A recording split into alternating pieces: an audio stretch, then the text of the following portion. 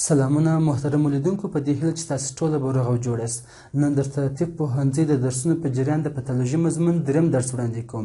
په تېرو دوه درسو کې موږ تاسې د پتالوژي تعریف زده کړی وو، ایتیولوژي او پتوجینیسس مو زده کړي وو، بل مو دا زده کړي وو چې ولې موږ تاسې مریضان کېږو، او بیا مو دا پسې وویل چې د سل انجري اسباب څه شي دي، یعنې د کومو سببونو له امله په بدن کې سل انجري رامنځته کېږي.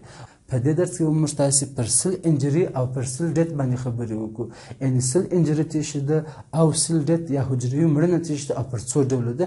موږ تاسې په تېرو درسو کې پر سل انجري باندې یو څه خبرې کړې وې. موږ تاسې وویل کله چې پر یو حجره باندې فشار یا تنبیه وارده سي، زموږ تاسې حجره کوښښ کوي چې د اول ځل لپاره د دغه تنبیه په مقابل کې ځان عیار کړي.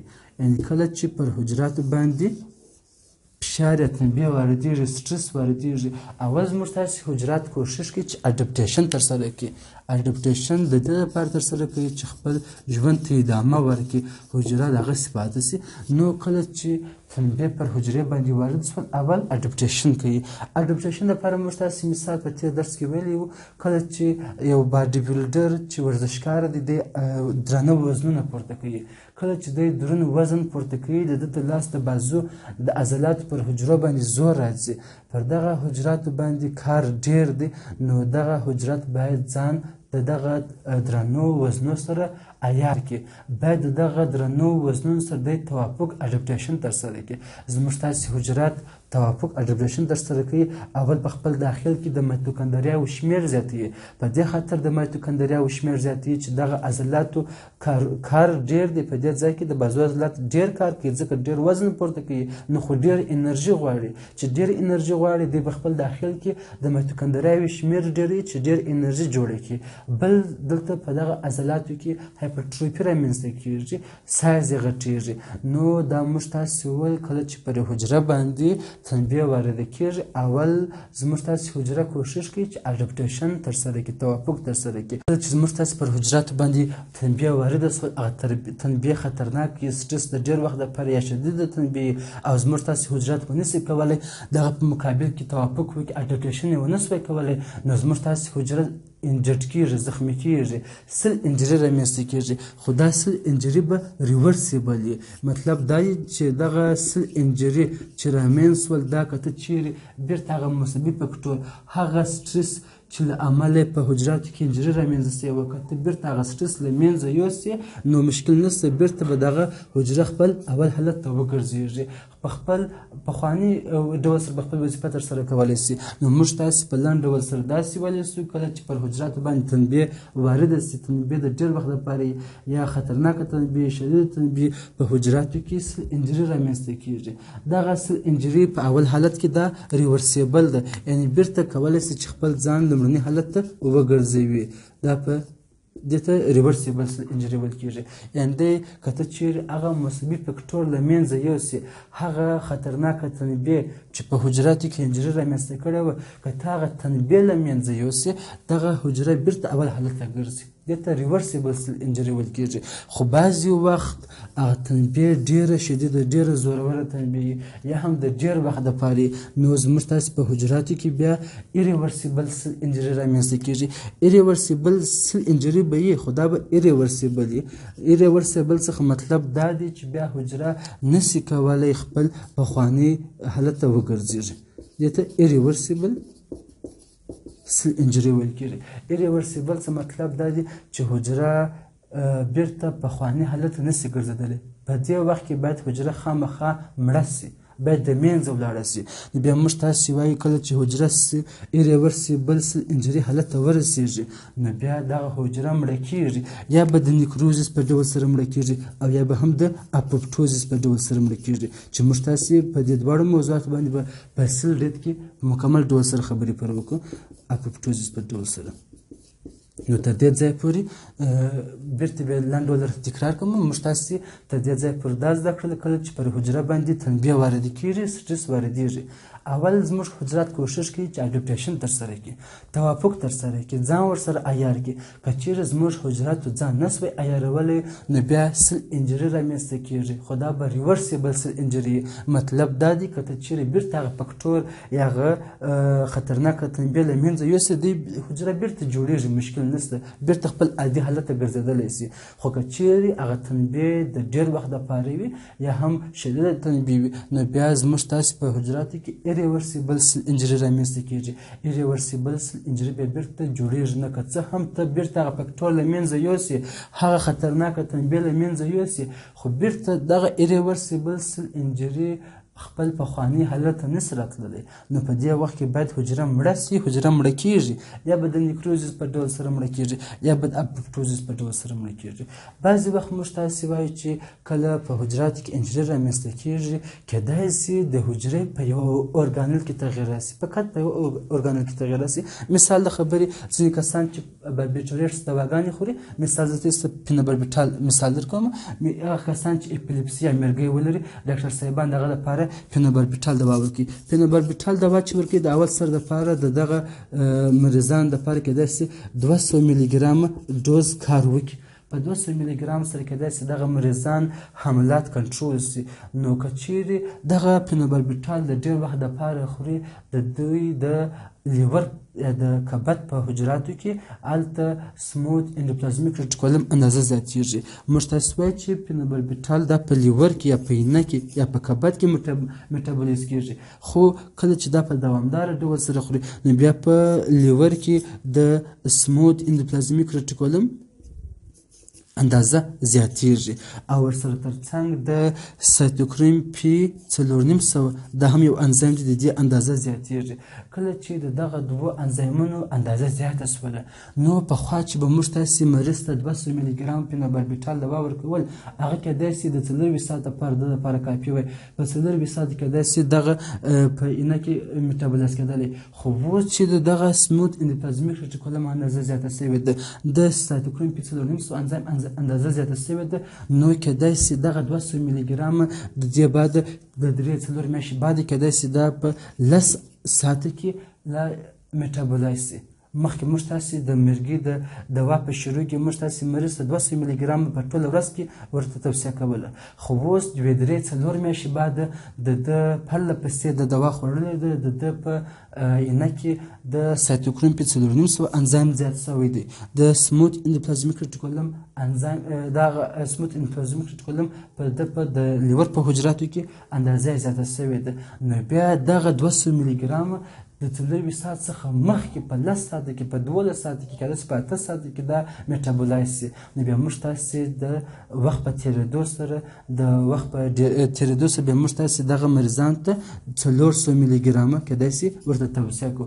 خو بیا کیدای سي 8 میاشتې بعد 400 ملي ګرام هم کار ورته ونه کړي، ځکه هر څومره وخت چې دی پر ده باندې تېرېږي، هر څومره چې دی دغه دوا ډېره اخلي، د ده په لیور حجراتو کې د سموت اندوپلازمیک ریټیکولم اندازه زیاتېږي، ورسره ترڅنګ د سایتوکروم پی 4.5 اندازه زیاتېږي. نو چې هر څومره د هغه اندازه زیاتېږي نو دغه دوا ژر په لږ وخت کې میټابولیز کېږي. نو چې په لږ وخت کې میټابولیز کېږي نو بیا موږ تاسې مجبور یو چې دغه مریضان ته د دغه دوا ډوز ور اضافه کړو. کیدای سي بیا 400 ملي ګرام 600 ملي ګرام ته واړوو، یعنې ډوز یې ور اضافه کړو. نو دا مثال د دې و چې بعضې وخت کیدای سي انجري داسې چې یوازې د حجرې په ارګانل کې تغیر راسي. اوس مثال موږ تاسې وایو د الله پاک داسې زموږ تاسې حجرات تنظیم کړي، داسې جوړ کړي دي، زموږ تاسې د بعضو په عضلاتو کې، په د عضلاتي حجراتو کې په دې کې د مایتوکندریاو شمېر زیاتېږي. ځکه د مایتوکندریاو شمېر زیاتېږي چې هلته زموږ تاسې بعضو حجرات ما تاسې مخکې مثال درکړ ورزشکاران دي، دوی چې ورزش کوي ډېر درانه وزنونه پورته کوي، یعنې پر دغه عضلات باندې کار ډېر دی. کله چې دوی ډېر کار کوي نو د ډېر کار په مقابل کې دوی ډېر انرژي غواړي، چې ډېر انرژي غواړي په دغه عضلاتو کې مایتوکندریاوې جوړېږي، مایتوکندریاو شمېر ډېرېږي. او دغه سره ترڅنګ دغه کسان چې باربیټریټس دواګان یا پنوباربیټال دواګان اپیلیپسي مریضان دپاره استعمالیږي په دغه کسانو کې چې دوی دغه دوا استعمالوي دوی کسانو په لیور یا په اینه کې یا په کبد کې د دغه انزایمونو د سموت اندوپلازمیک ریټیکولم و د سایتوکروم پیڅلونس اندازه زیاتېږي نو دا هم دغسې لکه څنګه چې په عضلاتي حجراتو کې میتوکندریاوې زیاتېدلې د دوی په حجراتو کې بیا دا زیاتېږي چې دا زیات شوله نو دا بیا کله چې تاسې د لومړي ځل لپاره مریض ته 200 ملي ګرام پنوباربیټال ورکړي بیا 200 ملي ګرام کار نه ورته کوي ځکه د دوی اندازه زیاته شوله دغه دوا په حجراتو کې ژر میټابولایز کېږي بیا ته مجبور یې چې دغه لپاره 400 ملي ګرام یا هم 600 ملي ګرام د وخت په ډېرېدو سره د وخت په تېرېدو سره بیا ته مجبور یې چې دغه دوا ډوز ورلوړ کړي نو دا موږ تاسو په دې خاطر وله چې بعضې وخت کېدای شي سل انجري څخه مطلب دا چې د حجرې په ارګانونو کې تغییر راسي ښه اوس موږ تاسو راسو سیل ډیت یا حجروي مړینه ده حجروي مړینه موږ تاسو دا پر دوه ډوله ده یا به نیکروزیس وي یا به اپوپټوزیس وي چې هر یو د خیر سره موږ تاسو په تفصیل سره وایو یو ډول نیکروزیس دی نیکروزیس او بل اپوپټوزیس اول موږ تاسو نیکروزیس ته راځو نیکروزیس دا د حجرې د مړینې یو ډول دی نیکروزیس څنګه تعریف کوو ښه سر په خلاص کې کله چې پر یو حجرې باندې تنبیه وارده سي هغه تنبیه له امله په حجره کې انجري رامنځته سي اول سر کې انجري هغه ریورسیبل دی که چیرې هغه مصبي فکټور ته له منځه یوسي حجره بیرته پخواني حالت ته راګرځېدای سي خو که چیرې دغه تنبیه چې پر حجرې وارده سوې وه که چیرې دا تنبیه ډېره قوي وي که چیرې دا تنبیه ډېره قوي وي او په ناڅاپي ډول سره په حجراتو باندې وارد سي نو دې ته نیکروزیس ویل کېږي نو د دې په تعریف کې دغه دوې خبرې باید ستاسو زده وي نیکروزیس د حجرې د مرګ داسې ډول دی کله چې پر حجرې باندې ډېره قوي تنبیه وارده سي ډېره قوي تنبیه او په ناڅاپي ډول سره اکسیډنټل په ناڅاپي ډول سره پر حجرې باندې تنبیه وارده سي نو حجره مړه کېږي دغه مړینې ته نیکروزیس ویل کېږي نیکروزیس بل نوم اکسیډنټل سیل ډیت هم دی یعنې موږ تاسې کولی شو چې نیکروزیس ته اکسیډنټل سیل ډیت هم ووایو دویم بیا د حجرې د مرګ چې هغه اپوپټوزیس دی اپوپټوزیس بیا داسې نه دی لکه څنګه چې نیکروزیس و په نیکروزیس کې موږ تاسو وویل چې قوي تنبیه ډېره قوي تنبیه به واردېږي پر حجرې باندې خو په اپوپټوزیس کې به لږ قوي تنبیه کله چې لږ قوي تنبیه پر حجرې باندې وارده سي او په تدریجي ډول سره په دوامداره ډول سره کله چې پر حجرې باندې لږ قوي په نیکروزیس کې موږ تاسو ویل تنبیه باید ډېره قوي کله چې یو ډېره قوي تنبیه پر حجرې وارده سي په ناڅاپي ډول سره اخو نیکروزیس رامنځته کوي اوس اپوپټوزیس کې خبره دا ده چې دا تنبیه هغونه قوي نه وي لږ قوي خو په تدریجي ډول سره وي نو د دغه لږ قوي تنبیه په نتیجه کې په حجره کې فتوې پاله کېږي د هغه فتوې له مخې هغه فتوې چې فعاله سي د دغه فتوې په نتیجه کې بیا حجره مړه کېږي نو دې ته اپوپټوزیس ویل کېږي په لنډ ډول داسې زده کوو چې حجروي مرګ پر دوه ډوله دی یا به نیکروزیس وي یا به اپوپټوزیس وي نور ډولونه هم لري خو اکثره حجرات چې په بدن کې مړه کېږي په دغه دوه ډولو سره مثال بل ډول چې دی نیکروپټوزیس دی پایروپټوزیس دی هغه هم د حجرې د مرګ ډولونه دي د خیر سره پر روان درس په هغه هم خبرې کوو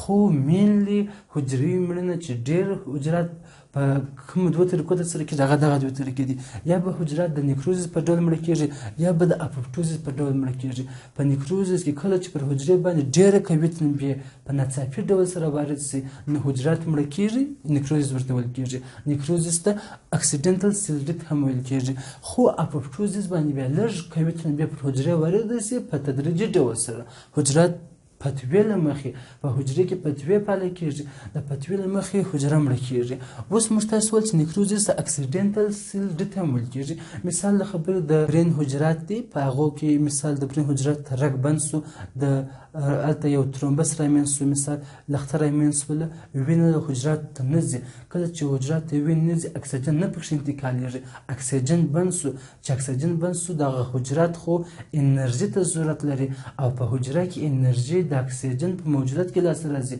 چې اکسیجن نه ای ټي پي هم نه تولیدېږي. نو د برین حجرات یوازې په خپل ځان کې دونه انرژي ذخیره کړې چې هغه څخه 12 ثانیې ګټه اخیستلی شي. د 12 ثانیو دپاره د برین حجراتو کې انرژي ذخیره ده، د هغه څخه استفاده کولی شي. که چیرې دلته مثال رګ پر بند سو اکسیجن نه ورځي، نو دلته په حجراتو کې د برین په حجراتو کې مړینه رامنځته کېږي. دغه مړینه چې د برین په حجراتو کې رامنځته ته نیکروزس ویل کېږي. موږ تاسې ویل په نیکروزس کې تنبیه به ډېره کوي. اوس دغه رګ چې د برین پر حجراتو باندې بند سو، هلته وینه نه ځي، اکسیجن نه ورځي، دا یوه قوي تنبیه ده، ځکه اکسیجن پر بند سو. د اکسیجن په بندېدو سره د اکسیجن په نه تللو سره د برین حجرات اکسیجن نه ورځي، نه رسېږي. کله چې اکسیجن نه ورځي نو هلته ای ټي پي نه جوړېږي. چې ای ټي پي نه جوړېږي انرژي مطلب، ای ټي پي څه مطلب؟ انرژي دی. انرژي چې لاسته رانغله د برین حجرات خو کار کوي یا خو انرژي غواړي.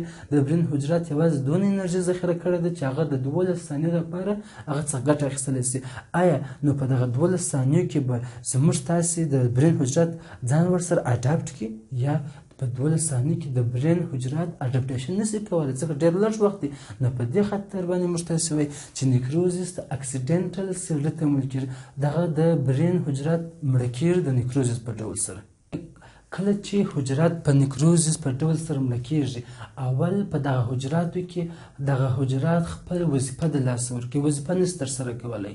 کله چې بیا حجره مړه سي، د اول سر کې که موږ تاسې هغه حجره وګورو چې حجره مړه سوي، موږ تاسې په کې هېڅ تغیر نسو لیدلی. خو کله چې یو څه نور وخت پر تېر سي، بیا موږ تاسې کولی سو چې د الکترون مایکروسکوپ په واسطه باندې تغیرات په حجراتو کې ووینو چې دا حجره مړه سوې ده. خو که چیرې نور وخت هم بیا پر تېر سي، بیا موږ کولی سو چې د لایټ مایکروسکوپ په واسطه باندې هم تغیرات ووینو. که چیرې نور وخت بیا هم نور وخت پر تېر سي، بیا کولی سو چې د سترګو په واسطه هم په حجرې کې هغه تغیرات ووینو چې دا حجره مړه سوې ده. مثال موږ تاسې وایو د قلب یا د زړه یو حجره ده، مثال د زړه حجرات ته وینه په کافي اندازه ونه رسېږي، اکسیجن ونه رسېږي، اکسیجن دلته پر دا برخې باندې بند سو، نو دغه حجرات په زړه دغه حجرات په یوه دقیقه کې خپل وظیفه د لاسه ورکوي، نور پمپ نه ترسره کوي. خپل د زړه د حجراتو وظیفه خو پمپ کول دي، کنټرکشن دی. نو کله چې اکسیجن پر بند سو، دی د خپل وظیفه نه ترسره کوي، په یوه دقیقه کې د خپل وظیفه نه ترسره کوي. خو د 20 څخه تر 30 دقیقو پورې، کله 20 څخه 30 دقیقې بعد دغه حجراتو کې مړینه رامنځته کېږي. اول یې وظیفه ترسره نه کړله، وروسته چې وخت پر تېر سو، بیا په دغه حجراتو کې ډېت یا مړینه رامنځته کېږي. خو کله چې دلته مړینه رامنځته سي، موږ تاسې که چېرې دغه زړه وګورئ، عادي ډول معلومېږي، هېڅ تغیر به نه یې پکښې راغلی. خو د 2 ساعت څخه تر 3 ساعته پورې دغه مړینه مکمل کېږي. که چېرې بیا موږ تاسې وروسته وګورو، د 2-3 ساعت 4 ساعته وروسته موږ تاسې وګورو، یوازې به د الکترون مایکروسکوپ په واسطه به موږ تاسې وکولی سو چې په دغه د مړې سوي حجرې کې تغیرات ووینو، یوازې د الکترون مایکروسکوپ په واسطه باندې، یعنې یوازې دا تغیرات په الکترون مایکروسکوپ لیدل کېږي. دا الټرا سټرکچرل چینجز تغیرات دي. خو کله چې نور وخت هم پر تېر سي، یو څه نور وخت پر تېر سي، بیا موږ تاسې کولی سو چې لایټ مایکروسکوپ په واسطه یا ساده نوري مایکروسکوپ په واسطه باندې هم تغیرات په دغه مړې حجرې کې ووینو. کله چې نور وخت بیا پر تېر سي، بیا موږ تاسې کولی سو د کراس مورفولوژیک، یعنې د سترګو په واسطه موږ تاسې په عادي سترګو هم کولی سو چې په دغه حجراتو کې چې مړه سوله، په دغه مړه سوي حجراتو کې تغیرات ووینو.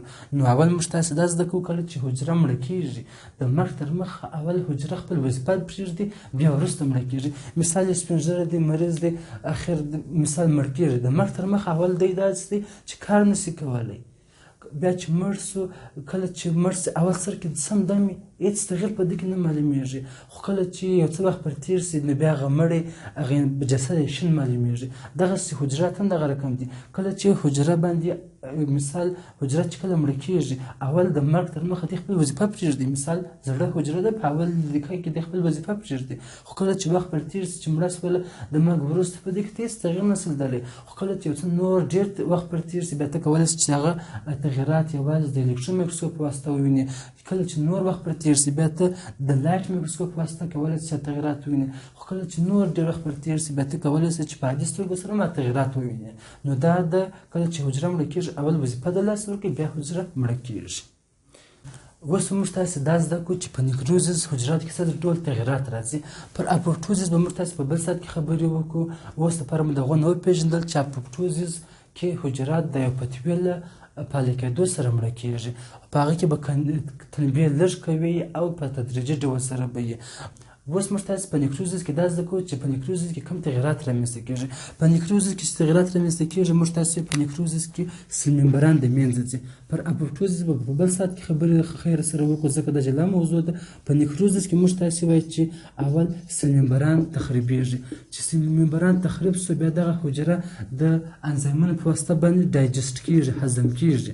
کله چې دغه حجره د نور انزایمونو په واسطه باندې ډایجسټ یا هضم سوله نو بیا دغه د حجرې بقایا د په دغه ساحه کې التهاب رامنځته کېږي.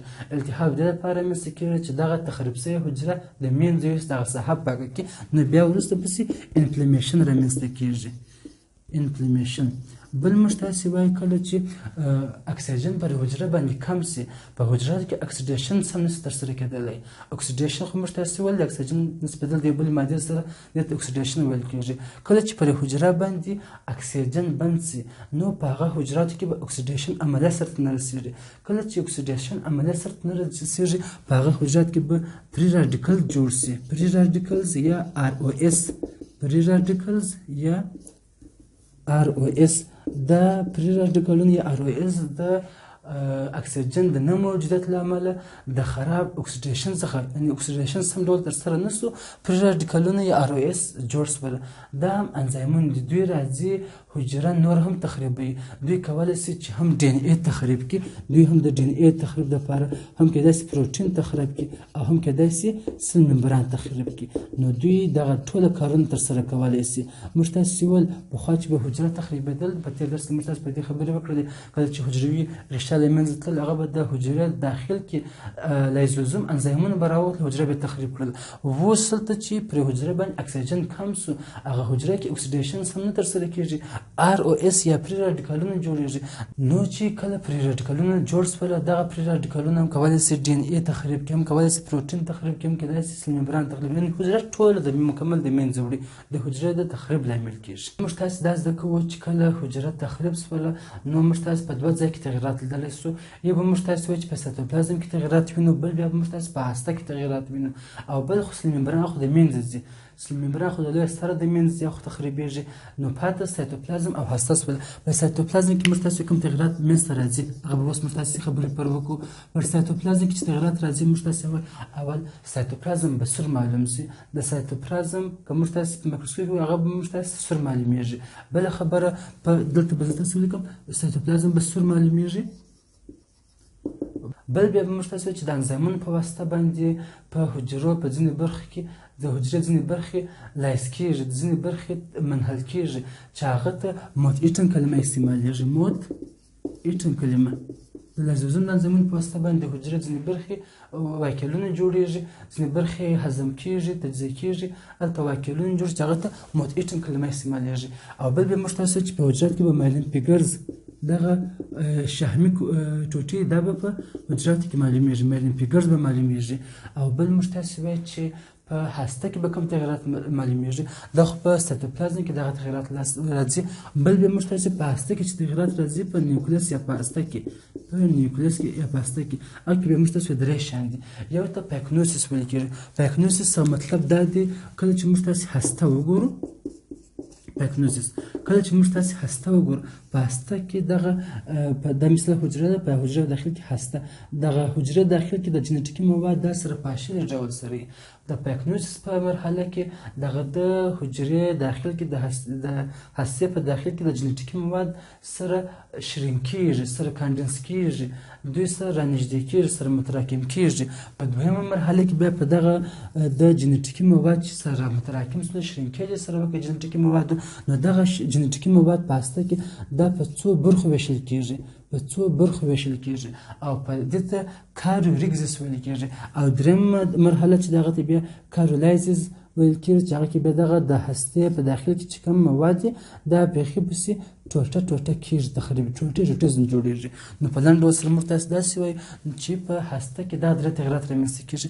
پیکنوزیس معنا په هسته کې جنټیکي مواد چې دي اول دا په تیتو پرک شکل سره سره پاشل ډول سره په پیکنوزیس کې دغه جنټیکي مواد سره یو ځای کېږي او کانډنس کېږي، شرینکیج کېږي. په دویمه مرحله کې کاریوریکزیس ورته ویل کېږي. په دې مرحله کې د جنټیکي مواد په 3-4-5 برخې ویشل کېږي او په دریمه مرحله کې به دغه جنټیکي مواد موږ تاسې ګرځي کې هسته لایس کېږي، تجزیه کېږي، ټوټه کېږي، لایس کېږي، له منځه ځي. نو موږ تاسې وویل چې د هستې کې درې تغیرات رامنځته کېږي: پیکنوزیس اولا، دویم دانه موږ تاسې وویل چې هغه ته کاریوریکزیس ویل کېږي او دریم دانه کاریولایزیس ویل کېږي. پیکنوزیس کې مثال دا دی چې هغه جنټیکي مواد چې په هسته په داخل کې هغه اول سر کې کانډنس کېږي، شرینکیج کېږي، سره متراکم کېږي. په دویمه مرحله کې دغه جنټیکي مواد په د هستې په داخل کې دا په څو برخې ویشل کېږي او په دریمه مرحله کې ګرځي کې هسته له منځه تجزیه کېږي، جنټیکي مواد لایزیس کېږي، تجزیه کېږي. نو موږ تاسې ویل چې موږ تاسې کولی سو په دوه ځایونو کې تغیرات ووینو، په سایتوپلازم کې، بل په هسته کې یا په نیوکلیس کې. نو اول په سایتوپلازم کې سایتوپلازم ورسره معلومېږي، په هغه کې به موټ-ایټم په نامه واکیولونه جوړېږي او بل مایلین فیګرز په دې کې جوړېږي. دا په سایتوپلازم کې دا تغیرات د لیدلو وړ دي. او بل په نیوکلیس یا په هسته کې چې کوم تغیرات دي، پیکنوزیس کې ټول جنټیکي مواد په هسته کې سره متراکم کېږي، سره ټولېږي. اول سر کې دوی په تیتو پرک شکل سره. په دویم مرحله کې کاریوریکزیس ورته ویل کېږي. کاریوریکزیس کې دغه جنټیکي مواد په څو برخو ویشل کېږي او دریمه مرحله کې بیا دغه جنټیکي مواد ټوټه کېږي، هسته ټوټه کېږي، هسته لایس کېږي او حجره تخریب کېږي. نو دغه تغیرات په حجراتو کې رامنځته کېږي کله چې حجره مړه سي، حجرې کې ډېت رامنځته سي د نیکروزیس په ډول سره.